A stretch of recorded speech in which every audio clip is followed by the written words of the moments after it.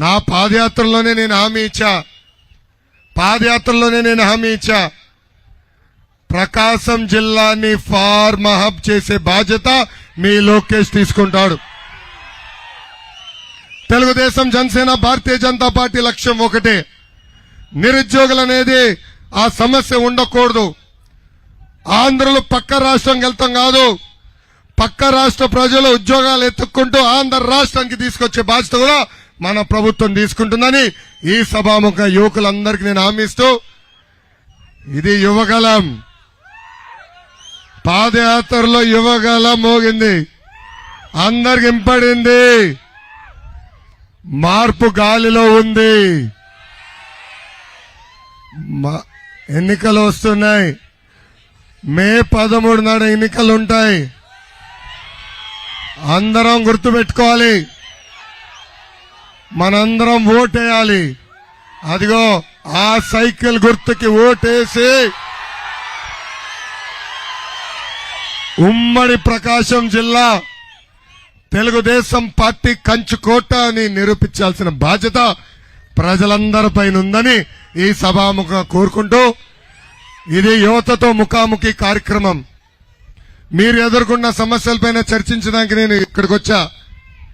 ఇప్పుడు ఈ కార్యక్రమం ప్రారంభించాల్సిందిగా పెద్దలందరినీ నేను కోరుకుంటూ, ఇంకా మిగతా విషయాలన్నీ ఈ ముఖాముఖి కార్యక్రమాల ద్వారా మీతో నేను మాడతా. Thank you. వస్తా లాస్ట్ లో చెప్తా అది. రైట్, థ్యాంక్ యూ లోకేష్ గారు.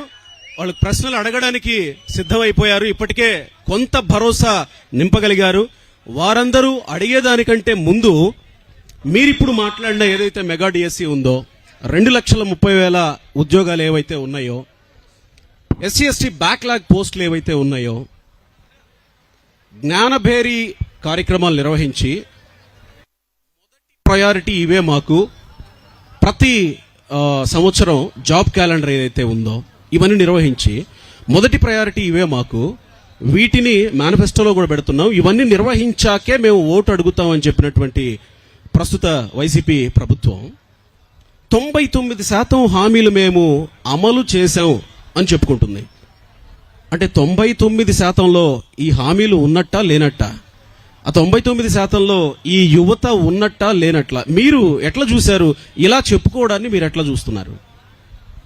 ఆనాడు ఒక్క అవకాశం అడిగాడు, ఆ మాయ మాటకి ఆంధ్ర రాష్ట్ర ప్రజలు పడిపోయారు. ఈ రోజు ఆంధ్ర రాష్ట్ర ప్రజలు తీవ్రంగా నష్టపోయారు.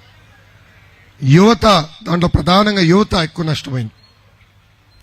ఉద్యోగాలు లేవు, పరిశ్రమలు తీసుకురాలేదు, ఉన్న పరిశ్రమల్ని పక్క రాష్ట్రానికి తరలేసే పరిస్థితి మనందరం చూసాం. ఆనాడు ఒంగోలు జిల్లాకి ఏషియన్ పల్ప్ అండ్ పేపర్ పరిశ్రమ తీసుకొచ్చాం. ఇక్కడున్న సుబాబు రైతులు ఆదుకునేదానికి, అదేవిధంగా 12,000 మంది యువతకి ఉద్యోగాలు కల్పించేదానికి ఆనాడు పరిశ్రమ తీసుకొచ్చాం. ఆ ఒప్పందం క్యాన్సిల్ చేశారు, పక్క రాష్ట్రానికి పంపించేశారు. లూలు, అమర్ రాజా, ఫాక్స్కాన్ లాంటి అద్భుతమైన పరిశ్రమలు కూడా పక్క రాష్ట్రానికి తరిమేసే పరిస్థితి మనందరం చూసాం. అది చూసి చాలా బాధ కలిగింది, ఒక యువకుడిగా బాధ కలిగింది. ఒక పరిశ్రమ ఆంధ్ర రాష్ట్రానికి తీసుకొచ్చేదానికి ఎంత కష్టపడాలో నాకు తెలుసు.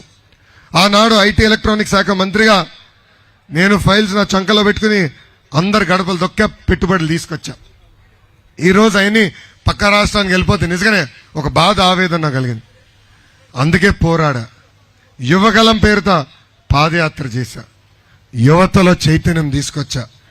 ఇదే యువత మే 13న జగన్మోహన్ రెడ్డి గారిని తరిమి కొట్టేదానికి సిద్ధంగా ఉన్నారు.